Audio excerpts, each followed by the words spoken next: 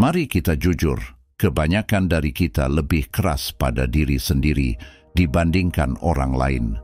Kita sering mengkritik, meragukan dan membenarkan keraguan kita setiap hari, dan akibatnya kita merasa terjebak, kewalahan dan lelah. Tapi, bagaimana jika saya bilang jalan keluar dari labirin mental ini nggak sekompleks yang kita bayangkan? Bagaimana jika kunci untuk membuka hidup yang lebih memuaskan bisa ditemukan dalam kebijaksanaan kuno stoicisme yang diterapkan langsung pada percakapan yang kita lakukan dengan diri kita sendiri setiap hari? Sepanjang sejarah, para filsuf stoik seperti Marcus Aurelius dan Epictetus telah menekankan dampak mendalam yang dimiliki dialog internal kita terhadap hidup kita. Mereka mengajarkan bahwa kita nggak perlu menjadi korban dari keadaan kita, tapi justru menjadi penguasa dari pikiran kita. Dengan memanfaatkan kekuatan percakapan positif dengan diri sendiri, kita bisa mengubah bukan hanya pola pikir kita, tetapi seluruh pengalaman hidup kita. Ini bukan hanya teori filosofis, ini adalah alat praktis yang bisa membawa perubahan nyata dalam bagaimana kita merasa dan berfungsi setiap hari.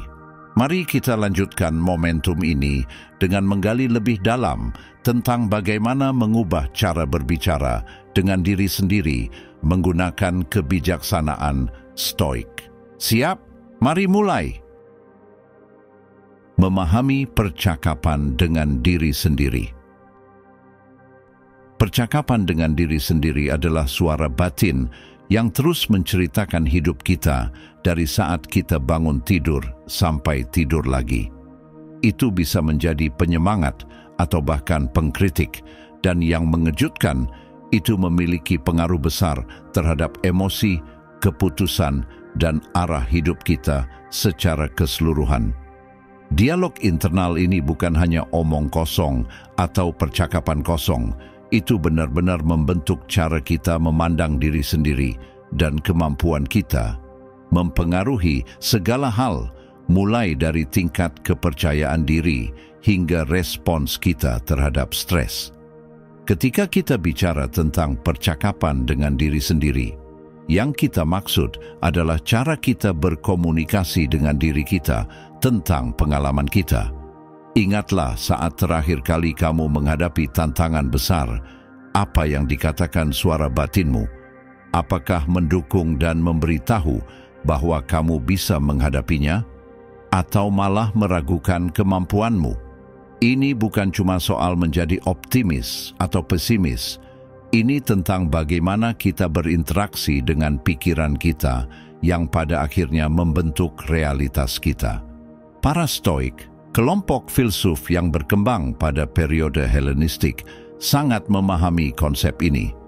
Mereka mengajarkan bahwa meskipun kita mungkin tidak punya kontrol atas kejadian eksternal yang terjadi pada kita, kita sepenuhnya mengendalikan bagaimana kita meresponsnya, yang sebagian besar ditentukan oleh percakapan internal kita.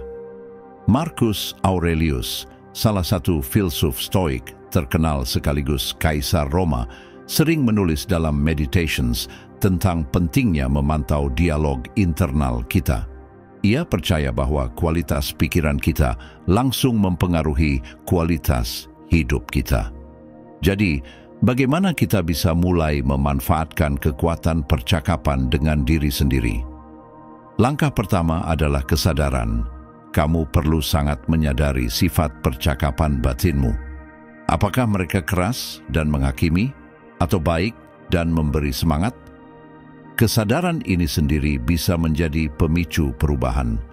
Setelah kamu sadar, kamu bisa mulai mengubah pola negatif yang tidak membantu. Inilah mengapa kebijaksanaan Stoik sangat praktis. Mereka mengusulkan latihan seperti refleksi harian yang mendorong kita untuk memeriksa pikiran kita dan menyaringnya dengan kritis, mengidentifikasi yang tidak rasional atau tidak membantu. Mengubah pola ini bukan hanya tentang menghentikan pikiran negatif, tapi mengubahnya menjadi sesuatu yang konstruktif. Misalnya, daripada berkata, "Aku selalu gagal," kamu bisa mengatakan, "Aku membuat kesalahan, tapi aku bisa belajar dari itu."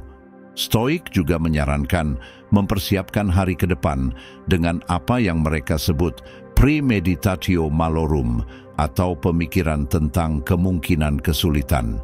Latihan ini melibatkan membayangkan tantangan yang mungkin muncul sepanjang hari dan mempersiapkan diri untuk menghadapinya dengan ketenangan dan rasionalitas. Dengan mengantisipasi percakapan negatif, kamu bisa melatih respons positif dan lebih siap menjaga dialog internal yang mendukung dan memberdayakan. Latihan rutin dari teknik-teknik ini dapat membawa perubahan mendalam, tidak hanya dalam cara kamu berbicara dengan diri sendiri, tetapi dalam bagaimana kamu merasakan hidup. Seiring berjalannya waktu, otakmu mulai lebih mengutamakan pola berpikir konstruktif ini, menjadikannya lebih otomatis. Perubahan ini dapat secara signifikan mengurangi stres dan kecemasan, meningkatkan kemampuan pengambilan keputusan, dan memperbaiki kesehatan mentalmu secara keseluruhan. Tantangan hari 1, tangkap dan ganti. Selamat datang di hari pertama perjalanan transformasi kita, di mana kita akan fokus pada perubahan mendasar dalam cara kita menyapa percakapan batin kita. Hari ini kita akan mengadopsi teknik yang saya sebut tangkap dan ganti.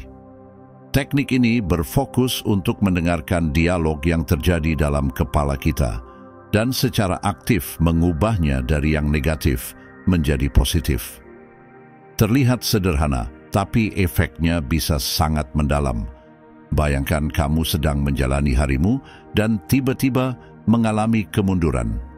Mungkin kamu tidak bisa menyelesaikan proyek tepat waktu atau kamu melewatkan latihan. Sangat alami bagi kita untuk langsung berpikir negatif seperti "aku nggak percaya", "aku gagal lagi", atau "aku selalu tertinggal". Inilah saatnya kamu menangkap pikiran-pikiran tersebut dan mengakui keberadaannya. Ini adalah pikiran yang muncul dalam pikiranmu, tapi kadang-kadang pikiran itu terlalu keras mendorongmu. Sekarang, daripada membiarkan pikiran-pikiran itu berlanjut dan semakin memperburuk suasana hati, gantilah dengan sesuatu yang konstruktif dan penuh kasih. Misalnya, kamu bisa berkata, "Tidak apa-apa kalau aku melewatkan tenggat waktu kali ini, aku bisa belajar cara mengatur waktu dengan lebih baik." Atau, "Tidak ikut latihan sekali tidak menentukan tujuan kesehatanku, besok aku akan kembali berlatih." Para Stoik adalah ahli dalam latihan ini, meskipun mereka mungkin tidak menyebutnya tangkap dan ganti. Mereka percaya untuk mengamati pikiran kita, mengakui emosi kita tanpa menghakimi, lalu membimbing diri mereka menuju kebajikan melalui pikiran yang rasional. Marcus Aurelius pernah menulis dalam Meditations tentang bagaimana ia memperlakukan pikirannya seperti batu yang berguling. Mengamatinya datang dan pergi tanpa membiarkannya menjatuhkannya. Ia berusaha mengganti pikiran yang tidak membantu dengan yang lebih sesuai dengan prinsip kebijaksanaan dan kesederhanaan. Untuk menerapkan teknik ini secara efektif, mulailah dengan menetapkan niat yang jelas di pagi hari. Ingatkan diri kamu bahwa hari ini kamu akan lebih sadar akan pikiranmu. Bawa catatan kecil atau gunakan aplikasi di ponselmu untuk mencatat setiap kali kamu menangkap percakapan negatif sepanjang hari. Mencatat ini akan membantumu lebih sadar akan seberapa sering dan tema-tema apa yang muncul dalam pikiran negatifmu. Saat mengganti pikiran negatif dengan yang positif, luangkan waktu sejenak untuk meresapi perubahannya. Bagaimana perasaanmu setelah mengganti pikiran itu? Seringkali kamu akan merasa perubahan ini langsung memengaruhi suasana hati dan energimu. Ini bukan sekadar tentang positivitas paksa, tetapi lebih kepada mengalihkan sumber daya mentalmu untuk berpikir positif yang bisa mendukung tujuanmu, bukan yang menguras dan melemahkanmu. Di akhir hari, tinjau catatan yang telah kamu buat. Kamu akan melihat pola dan pemicu dari pikiran negatif yang kamu tangkap. Pemahaman ini sangat berharga karena memberi kamu target spesifik untuk fokuskan perbaikan dari waktu ke waktu. Mungkin kamu lebih keras pada diri sendiri dalam situasi pekerjaan atau saat berinteraksi dengan orang-orang tertentu. Dengan pemahaman ini, kamu bisa mempersiapkan penggantian yang lebih tepat, sasaran yang sesuai dengan tantangan dan aspirasi pribadimu. Akhirnya coba bagikan pengalaman latihan ini dengan teman atau orang terdekat yang juga sedang dalam perjalanan perbaikan diri mereka. Mendiskusikan perubahan percakapan dengan diri sendiri bisa memberikan dukungan dan tanggung jawab, serta memperdalam pemahamanmu tentang pikiran-pikiran yang membentuk hidupmu. Seperti yang dikatakan oleh ajaran Stoik, rintangan di jalan menjadi jalan itu sendiri. Dengan menangkap dan mengganti percakapan negatif, kamu tidak hanya menghindari hambatan emosional, tetapi juga membuka jalan baru yang lebih konstruktif dalam pikiranmu. Latihan ini adalah langkah pertama untuk membangun dialog batin yang lebih kuat dan mendukung, yang akan memberdayakan kamu daripada menjatuhkanmu. Jadi, mari kita lanjutkan dengan kesadaran yang lebih penuh hari ini. Siap untuk menangkap halangan-halangan tersebut dan menggantinya dengan batu pijakan? Tantangan hari 2, visualisasikan kesuksesan. Memasuki hari kedua dari perjalanan transformasi kita akan memasuki latihan yang mungkin terasa seperti melamun, tapi sebenarnya merupakan alat yang sangat kuat yang digunakan oleh banyak orang sukses sepanjang sejarah.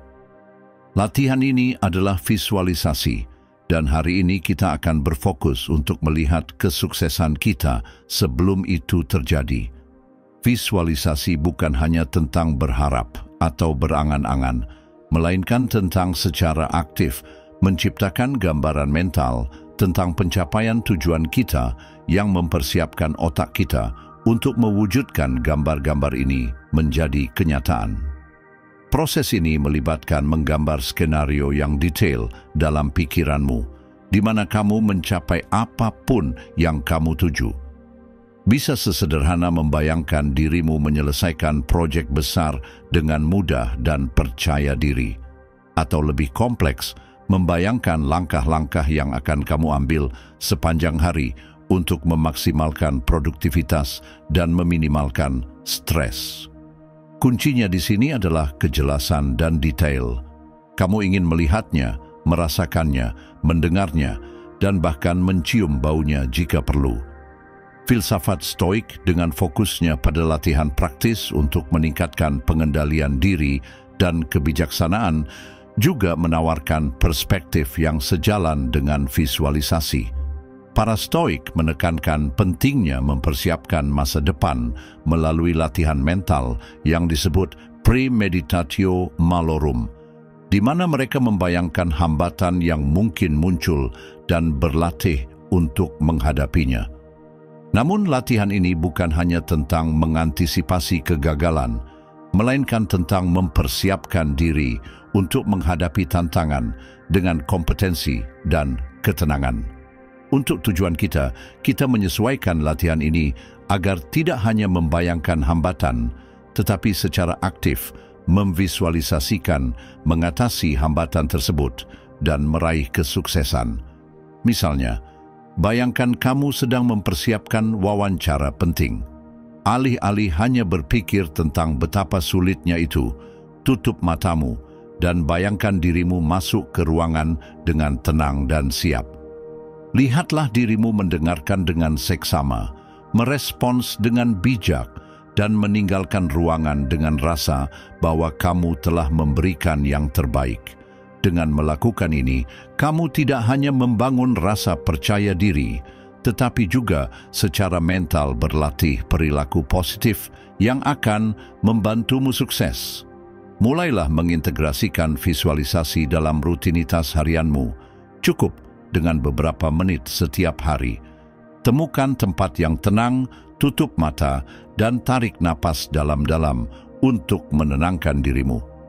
Mulailah membangun gambaran kesuksesanmu. Fokus pada detailnya. Apa yang kamu kenakan? Seperti apa ruangan tersebut? Apa yang kamu rasakan? Siapa saja yang ada di sana? Cobalah untuk merasakan skenario tersebut bukan sebagai pengamat, tapi sebagai peserta aktif. Tingkatkan detail ini untuk meningkatkan efektivitas latihan, menjadikannya lebih mungkin bahwa otakmu akan menerima visualisasi ini sebagai kemungkinan nyata. Salah satu aspek dari visualisasi adalah respons emosional yang ditimbulkan. Filsafat Stoik tidak hanya mengajarkan ketidakberpihakan, tetapi juga keterlibatan rasional dan positif dengan emosi kita. Ketika kamu memvisualisasikan kesuksesan, izinkan dirimu merasakan kegembiraan, kebanggaan, dan kepuasan yang datang bersamanya. Emosi-emosi ini adalah pendorong yang kuat, memperkuat gambaran positif, dan membuat latihan ini lebih berdampak. Seiring dengan kenyamananmu dalam latihan visualisasi, kamu bisa mulai menggunakannya untuk berbagai aspek kehidupanmu. Para atlet mungkin memvisualisasikan memenangkan perlombaan. Profesional bisnis mungkin memvisualisasikan berhasil menyelesaikan proyek. Dan pelajar mungkin memvisualisasikan mengerjakan ujian dengan sukses. Setiap skenario membangun cetak biru dalam pikiranmu, menunjukkan seperti apa kesuksesan dan bagaimana rasanya. Di akhir hari, luangkan beberapa menit untuk merefleksikan pengalaman visualisasimu. Apa yang kamu pelajari tentang keinginan dan ketakutanmu? Bagaimana rasanya melihat dirimu berhasil? Refleksi ini adalah komponen penting dari latihan Stoik karena membantu mengukuhkan pelajaran yang dipelajari dan memperdalam pemahaman tentang proses mentalmu. Visualisasi lebih dari sekadar berpikir positif. Ini adalah latihan untuk kenyataan.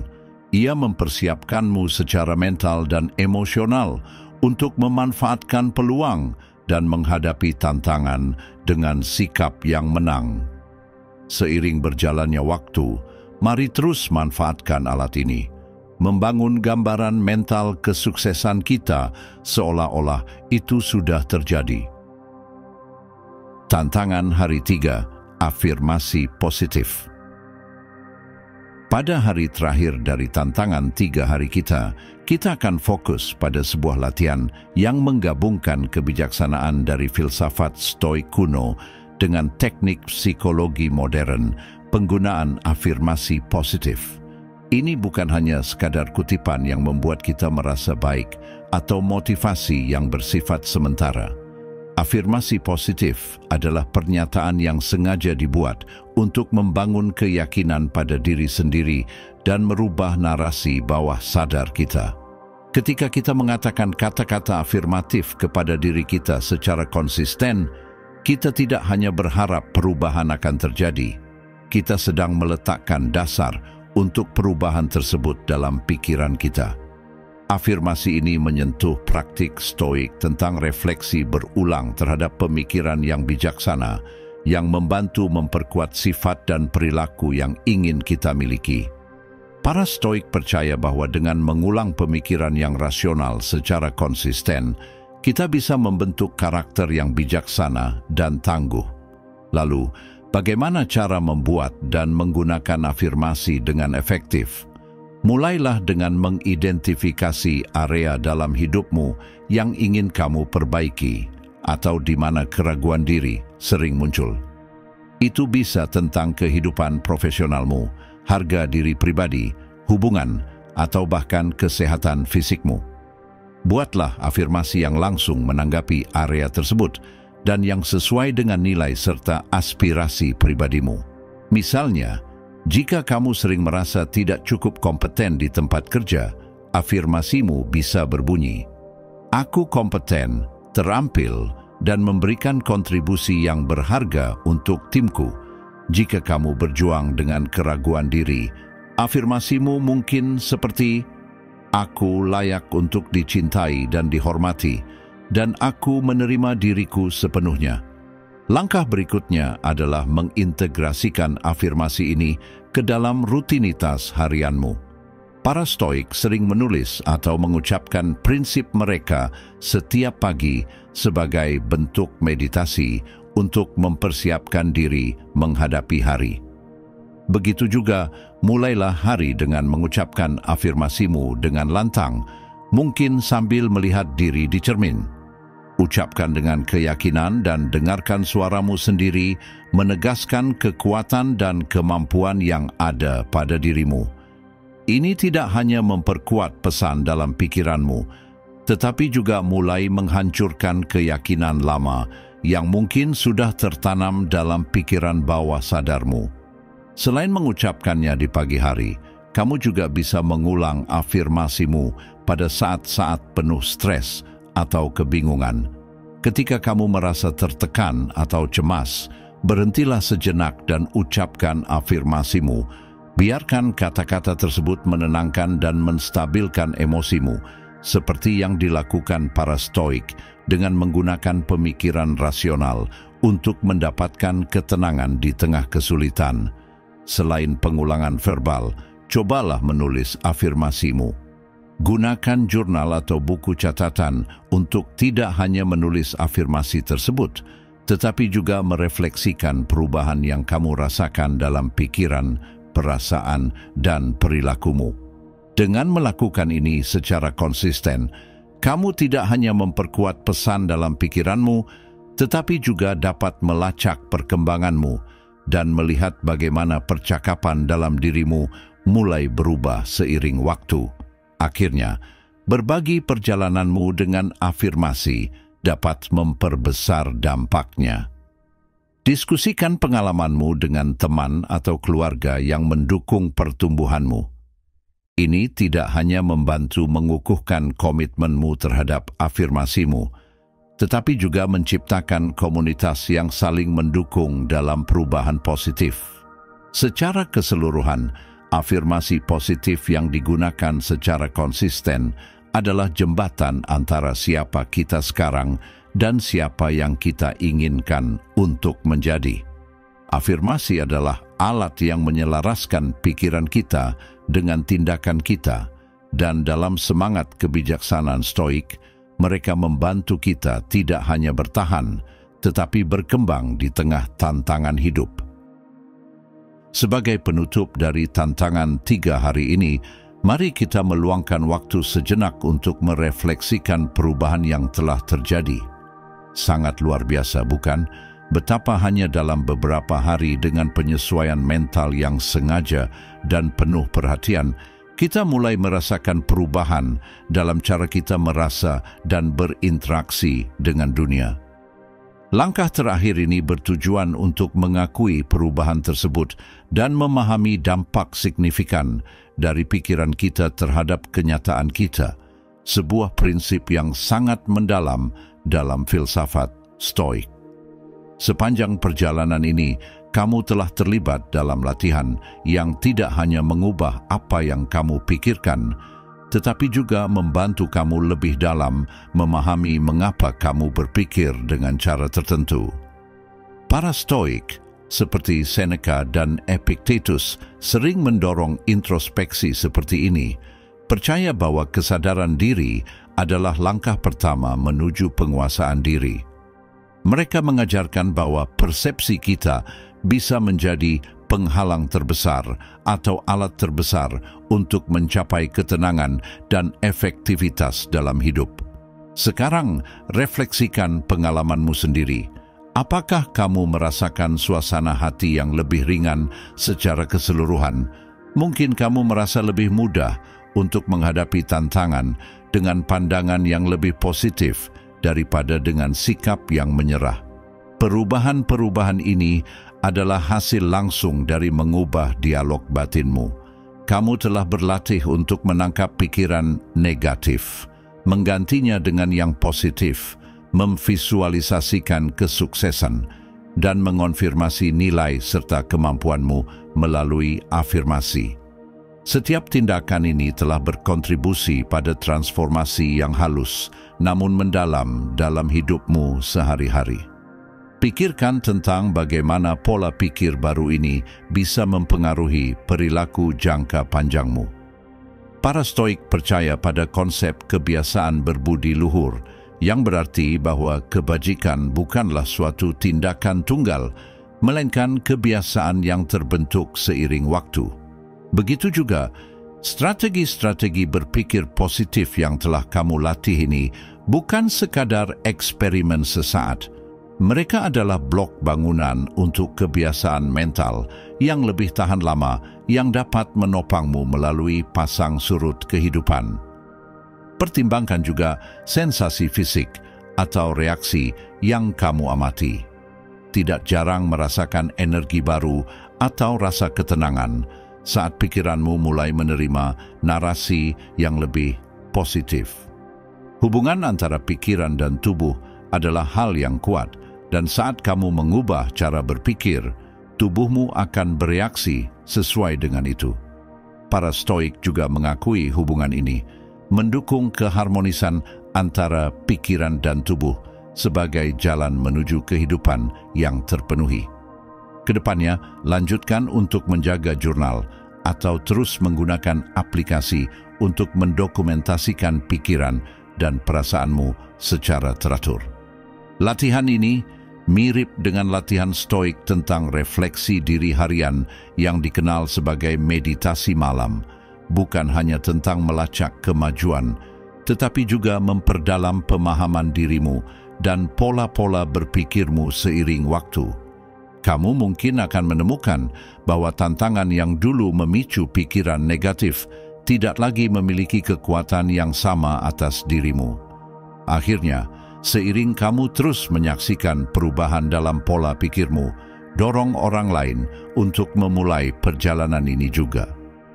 Bagikan kisah transformasimu dan latihan Stoik yang telah membantumu.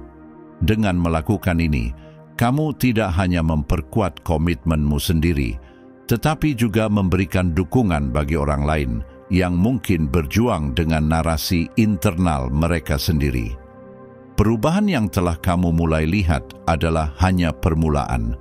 Seperti keterampilan lainnya, menguasai cara berbicara dengan diri sendiri membutuhkan latihan dan dedikasi yang berkelanjutan. Teruslah terlibat dengan latihan-latihan ini setiap hari, dan ingatlah bahwa setiap hari adalah kesempatan baru untuk memperkuat perubahan positif dan menghadapi dunia dengan pola pikir yang lebih kuat dan lebih tangguh. Saat kita menutup bab ini, ingatlah bahwa setiap kata yang kamu ucapkan pada diri sendiri menyusun kain masa depanmu. Terus rawat benih-benih positif yang telah kamu tanam selama beberapa hari terakhir, dan lihat bagaimana mereka tumbuh menjadi kehidupan yang tangguh dan penuh kebahagiaan. Terima kasih telah bergabung dalam perjalanan ini di Esensi Stoik. Jangan lupa untuk memeriksa salah satu video yang disarankan di layar untuk terus membangun apa yang telah kamu pelajari di sini. Bersama-sama, mari kita terus mengubah pikiran kita dan memperkaya kehidupan kita.